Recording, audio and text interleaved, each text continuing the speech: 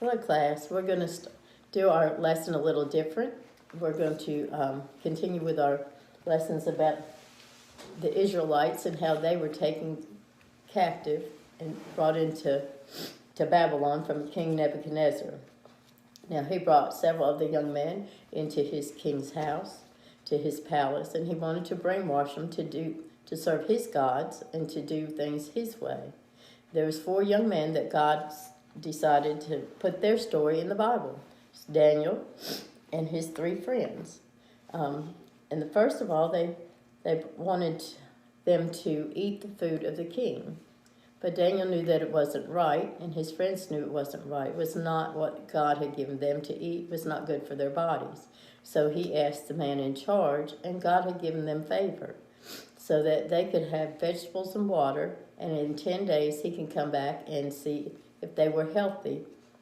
And they were healthier than the rest of the gentlemen, so from now on they got to drink water and eat the vegetables. So God took care of them in that manner. And now God was also taking care of them because he had brought them into Nebuchadnezzar's house and was teaching them. And Nebuchadnezzar had a terrible dream, and nobody could interpret it. But God had given Daniel that ability, and he was not in there. And Nebuchadnezzar decided that all of his astrologers, if they could not tell him the dream, see, he was not dumb. He said, if you have to tell me the dream first and the interpretation. And none of the men could do that, because anybody can make up an interpretation if they know the dream. But Daniel heard the news, because he was also considered one of the wise men, and they were going to kill him also.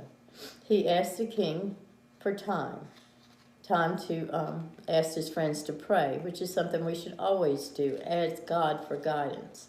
And because he knew that he could not interpret this dream by himself. So he asked his 3 friends to pray for him as he went before the king. And he did get the interpretation. So what the dream was about, Daniel told the king that no wise man, enchanters, or astrologers could reveal the king's dream. But there is a God in heaven who reveals secrets, and he has made known to King Nebuchadnezzar what will happen in the future. And I'm going to read Daniel 2:29 and 30 for you. As for thee, O king, thy thoughts came into thy mind upon thy bed, what should come to pass hereafter, and he that revealeth secrets maketh known to thee what shall come to pass. But as for me, this secret is not revealed to me for any wisdom that I have more than any living, but for their sakes that shall make known the interpretation to the king, and that thou mightest know the thoughts of thy heart. The king dreamed about a statue made of different materials. The head was gold, the chest and arms were silver, the belly and thighs were bronze, and the legs and feet were iron and clay. As he observed the statue, a large rock cut from the mountain smashed the statue. Not one bit of the statue remained, while the stone grew into a mountain that covered the earth. What do you think the statue and the rock symbolized?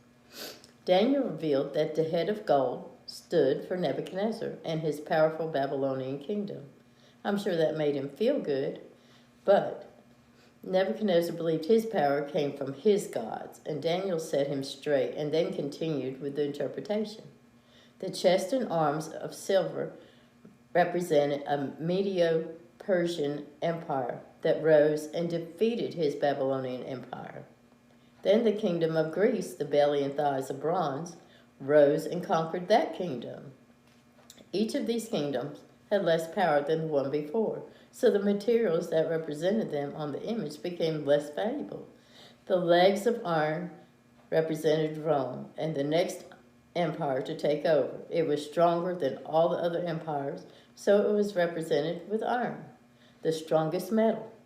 But that kingdom, too, eventually weakened. That's why the feet were a mixture of iron and clay. Daniel went on to describe the stone that smashed the image. Today we know that the stone is symbolized as Jesus Christ, who is more powerful than any empire. One day he will return to take believers from the earth. Then 7 years later he will return to earth to establish his worldwide kingdom, ruling as the King of Kings on the throne of David. Just as we talked about before, he is a descendant of David, and he will rule. Four of the kingdoms Daniel described are in the past. The fifth, Christ's kingdom, has yet to happen. God's sovereignty controls history, and believe it, even though things are bad right now, he is in control, and you can trust him. And I want you to know that whatever prayer requests you have, your parents have my number. Please tell them to call, and we will pray for you. And I can't wait till we get to be back in the classroom together. And we love you here at the church, and we're praying for you. So I'll see you soon.